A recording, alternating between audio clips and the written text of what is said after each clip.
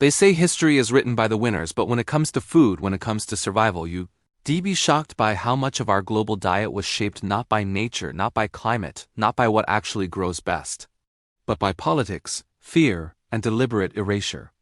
Today, you and I are going to talk about a crop that should have been standing right beside the potato as one of the world's most important staples. A crop so powerful, so productive, so nutritionally superior that entire civilizations built their strength on it. Until Spain arrived and nearly wiped it out of existence. And the craziest part? You can grow it right now for cheap in terrible soil with almost no effort. I've grown it myself. I've tested it against potatoes, corn, sorghum, quinoa, everything, and it outperforms almost all of them. Yet most people today have never even tasted it. Some have never even heard the name. But trust me, after this video you'll never forget it. I'm talking about amaranth, the ancient supercrop that Spain deliberately erased. Not ignored. Not forgotten. Erased. Burned, banned, criminalized. And if you know anything about how fragile the modern food system is, you will understand instantly why the disappearance of this crop wasn't just a historical footnote. It was a turning point in global food security. A turning point that left us depending on crops that fail more easily, give us less nutrition, and cost more to maintain. That's why this video matters. Because understanding amaranth isn't just about history. It's about reclaiming food independence, learning what actually works in the real world, and seeing through centuries of hype, propaganda, and agricultural misunderstanding. If you've ever grown potatoes, you know the deal. They're easy. They're productive, they store well, and they basically made half of Europe's population explosion possible. But potatoes have weaknesses, huge ones that most people overlook. They get wiped out by blight. They rot easily in humid climates, they're heavy feeders, and they're highly vulnerable to environmental stress. Ask anyone who's relied on potatoes for calories off-grid. When potatoes thrive, they're amazing. When they fail completely. That's why the potato replaced older crops in so many regions. It was politically convenient, not nutritionally superior, and not remotely the most resilient option humans had. Amaranth, on the other hand, is the crop that refuses to die. Drought? It grows. Heat waves? It grows. Poor soil? It still grows. Neglected for weeks? It keeps going. And unlike potatoes, every part is edible, the seeds, the leaves, even young stems. I've eaten it raw, cooked, dried, ground into flour, popped like popcorn. I've tried all the homesteader tricks. And if you ever needed a crop that will produce calories no matter what the weather throws at you, this is the one. But here's where it gets wild. It didn't just outperform corn and potatoes in survival. It actually threatened Spain's control over the Aztec world, not because it failed, but because it succeeded too well. The Aztecs didn't just grow amaranth, they revered it. It was central to their culture, their food system, even their rituals.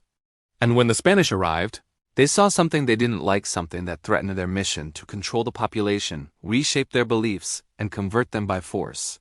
So they did what colonizers often did. They destroyed the food that gave people strength. They ordered the fields burned. They banned the seeds.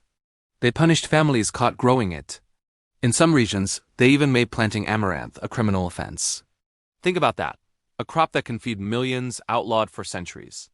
And here's the question I always ask. Why wasn't this crop reintroduced later? Why did Europe adopt potatoes instead of this? Why do we still depend on fragile crops when a resilient one was waiting in the wings? That's the part people never talk about. That's where the story becomes more than history. It becomes a lesson in how easily entire generations can be steered away from the foods that truly nourish them. Now, let me tell you something from first-hand experience. I've been gardening for long enough to see trends come and go. I've watched superfoods rise and fall. I've tested more so-called miracle crops than I can count, and most of them? Overhyped. They sound great in articles but fail the moment you put them in real soil, under real sun, in real conditions without constant babysitting. Amaranth is the opposite. It's not flashy. It's not expensive. You won't find influencers making smoothie bowls with it. But if I had to choose one crop to rely on during a crisis, one that can give me calories, nutrition, and redundancy, I'd pick amaranth over potato every time. And I say that as someone who actually loves potatoes. But let's dig deeper. Why does amaranth matter so much? Why does it produce more food than almost anything we grow today? First, let's talk yield. A single plant can produce 40,000 to 60,000 seeds. That's not a typo. And a healthy patch can give you up to 600 pounds of food per acre with almost no inputs. But the leaves are the real secret. They're basically spinach on steroids. High in iron, calcium, vitamin K, vitamin C, and phytonutrients. If you've ever grown leafy greens like lettuce or spinach, you know how easily they bolt or wilt. Amaranth doesn't. You can harvest leaves continuously, and the plant just keeps pumping out more. Now let's talk protein, a point people always underestimate. Potatoes have about 2% protein. Corn has about 9%. Wheat sits around 12%. Amaranth? Between 13% and 18%, depending on soil and variety. And it's a complete protein, meaning it has all the essential amino acids your body needs. Try finding another survival staple that comes close. This is why the Aztecs were so strong.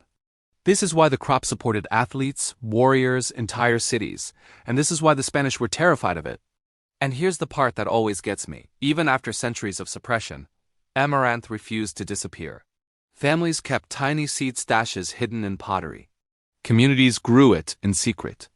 People whispered about it the way we talk about lost knowledge. And eventually it survived long enough for us to rediscover it.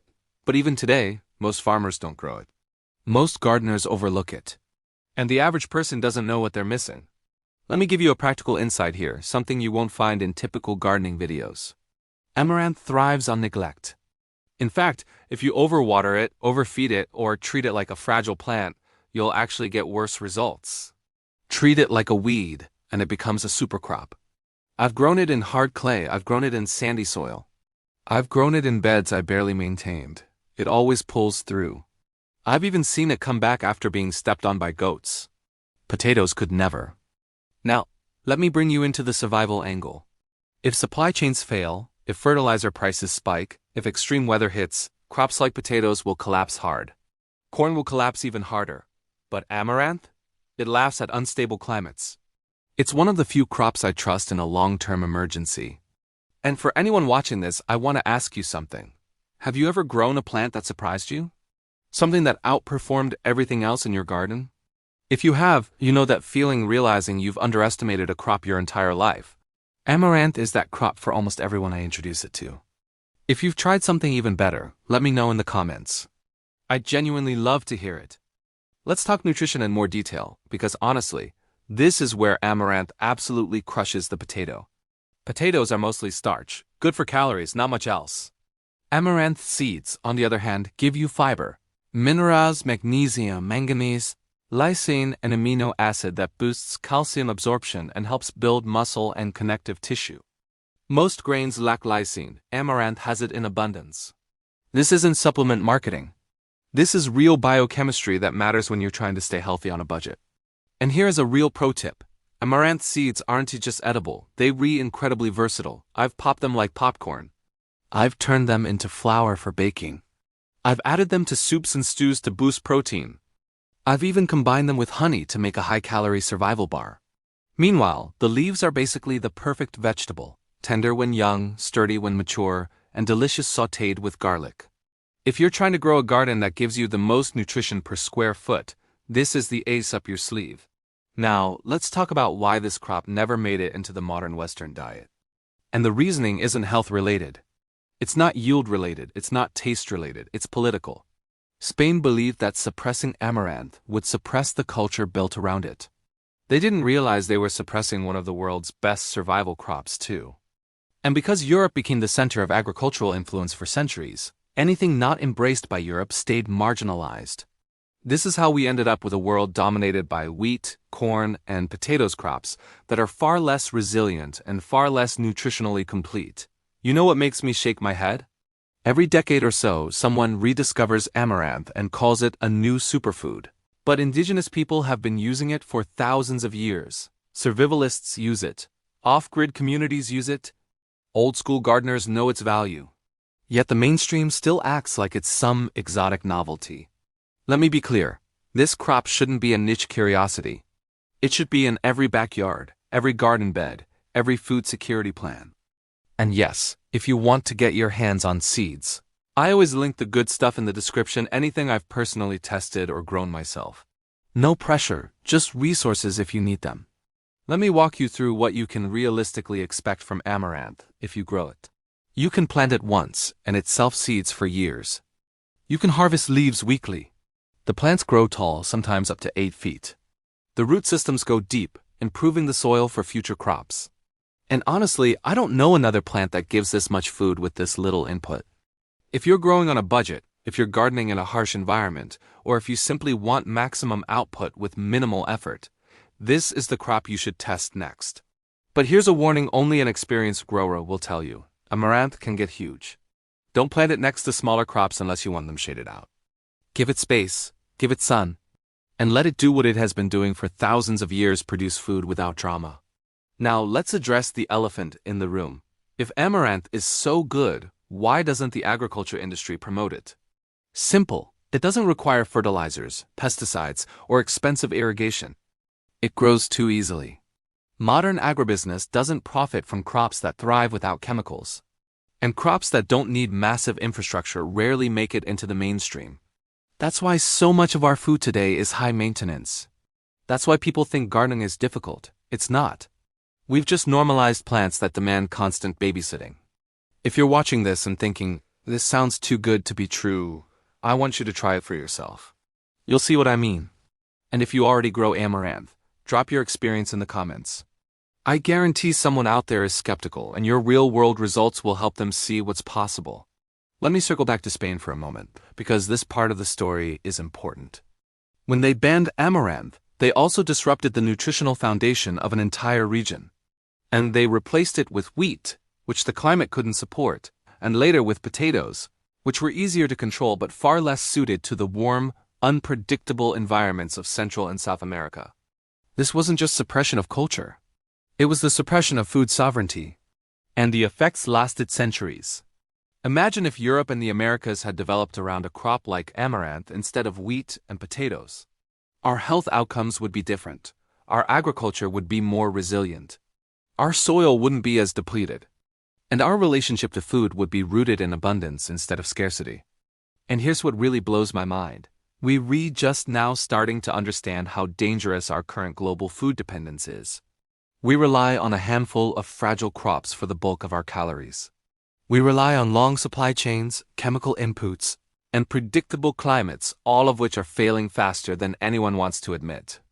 If we want to survive what's coming, economically, environmentally, nutritionally, we need crops like amaranth.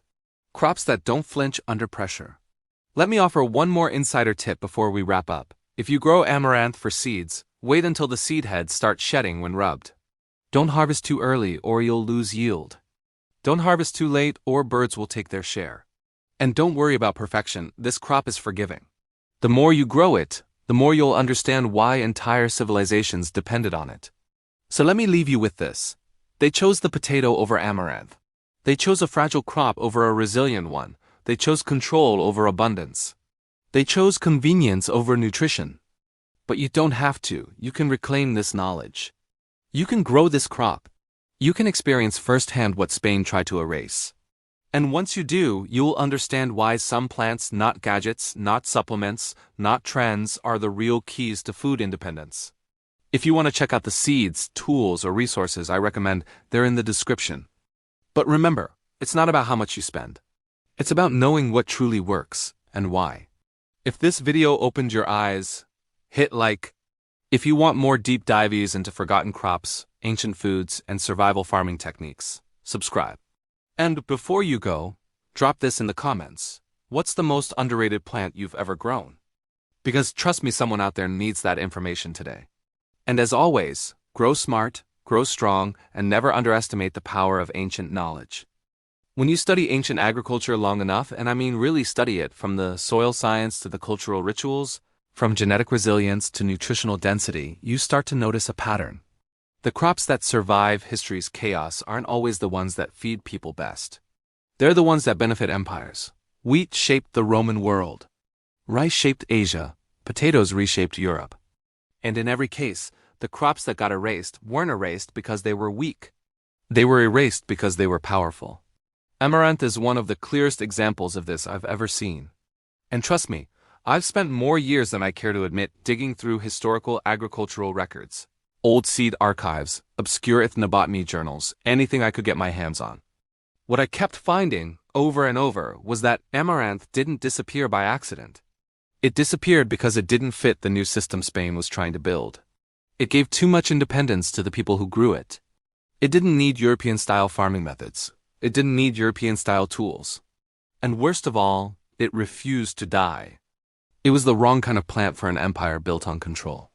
The Aztecs weren't using amaranth because it was convenient. They used it because it was essential. It was a survival cornerstone energy for warriors, recovery fuel for laborers, nutrition for families, ritual offerings that symbolized life itself. That's how deeply it was woven into their world.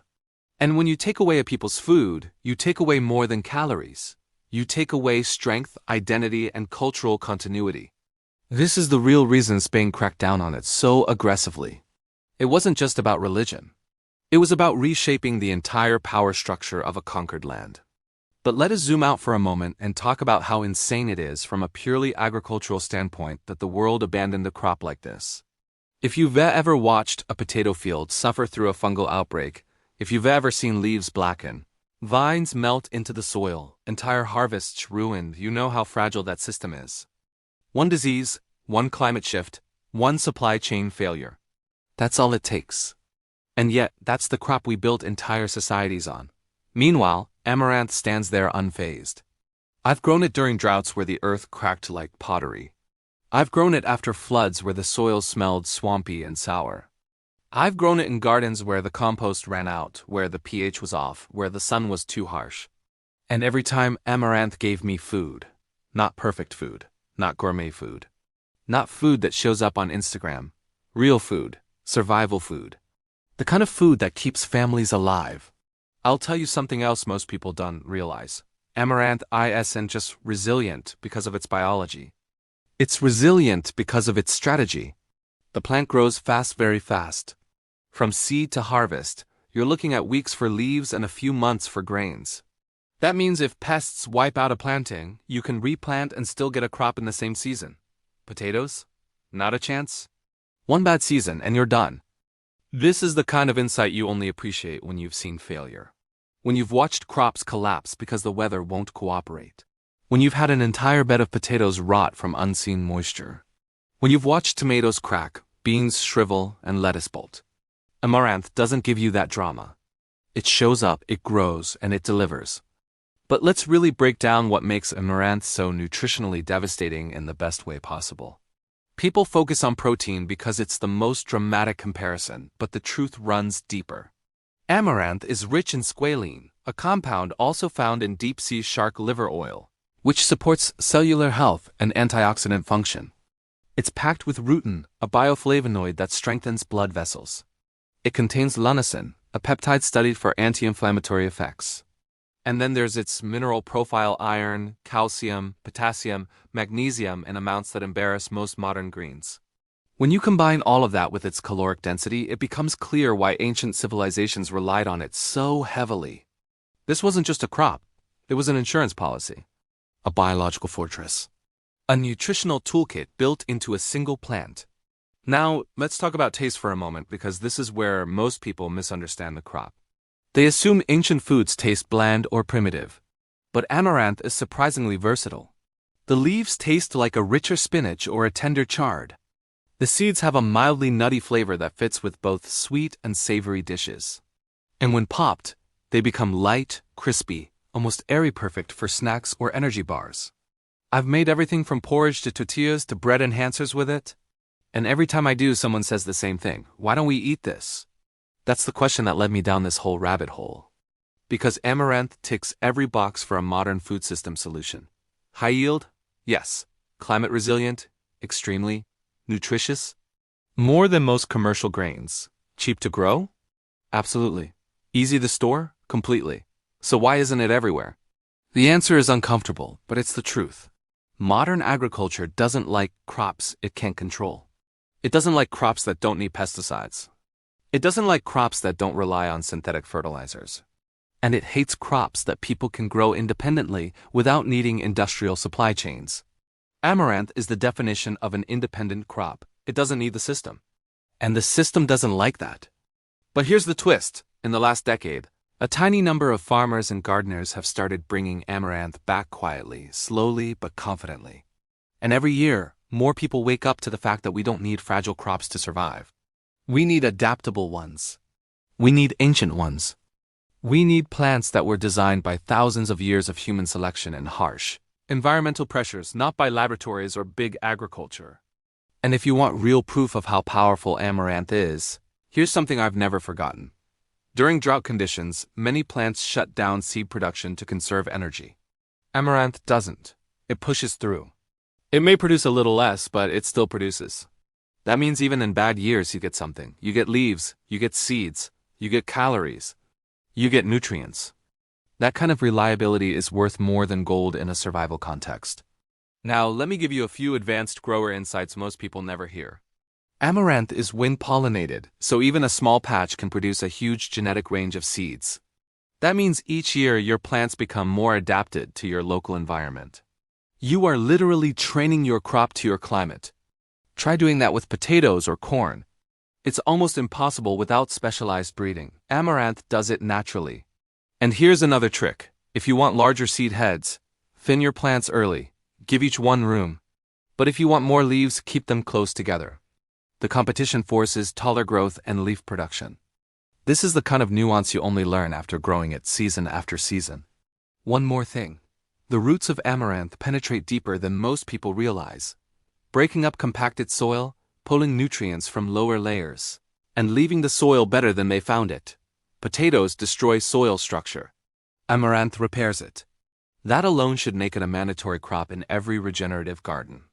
I want to touch again on the political side of this story because it's important. Spain didn't just ban amaranth. They replaced it with crops that ensured the local populations were dependent on Spanish imports. Spanish farming methods and Spanish tools. Food was a weapon. And by removing a self-sufficient crop, they created dependency overnight. It's one of the oldest strategies in the world. Control the food, control the people. And the effects didn't end centuries ago. They echo into modern times. Today, we are still dependent on a handful of globally traded crops, controlled by a few nations, a few corporations, and a fragile global transport network. And every time a conflict erupts, every time shipping lanes close, every time fertilizer prices spike, we see cracks in the system. But crops like amaranth don't care about any of that. They're immune to economic instability. That's why I keep encouraging people to grow it, not out of fear, not out of panic, but out of wisdom. Out of a desire to reclaim the kind of agricultural independence our ancestors understood. If you haven't grown it yet, my biggest advice is simple. Start small. One packet of seeds is enough to feed you for years once the plants go to seed. And once you've grown it once, you'll never need to buy seeds again. That's how self-sustaining the plant is. And if you're already growing it, let me ask you something. Have you noticed how the birds never touch it until the seeds mature? Have you noticed how pests ignore it? Have you noticed how the leaves keep growing back no matter how many times you harvest? These are signs of a crop designed by nature and refined by ancient growers, not by industrial agriculture. And I want to say something directly to those of you who garden on a budget, people who don't have endless tools or fertilizers or fancy irrigation setups. Amaranth is the plant that levels the playing field. It doesn't care if your soil is bad. It doesn't care if your tools are basic. It doesn't care if you miss a watering day. It puts food on the table anyway. And that's why it's so tragic and so fascinating that Spain chose the potato over this. Because the potato, for all its usefulness, is a single-point failure crop. One disease brought Ireland to its knees. One blight reshaped demographics. One weakness in one crop changed entire nations. Amaranth has no such weakness. That's why the Aztecs trusted it. That's why it survived suppression.